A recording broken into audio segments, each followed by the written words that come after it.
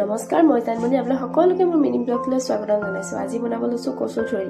এয়া কচু লৈছোঁ, বিলাহী লৈছোঁ, জলকীয়া দুটা লৈছোঁ, পিঁয়াজ লৈছোঁ আৰু নহৰু অকণমান লৈছোঁ। এয়া দেখিছে কেৰাহীখন পাতিছোঁ, তাত তেল অকণমান দি দিছোঁ আৰু মাছ এয়া থৈ দিছোঁ।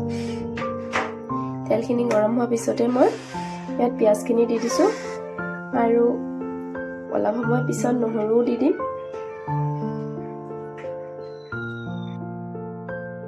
তাৰপিছত মই দুটা জলকীয়া এনেকৈ ফালি দি দিছোঁ।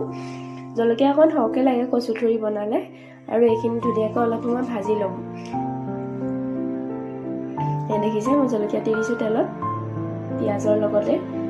মই মাছৰ লগত বনাম। মাছখিনি মই ধুনীয়াকৈ ফ্ৰাই কৰি আগত থৈ ল'লোঁ।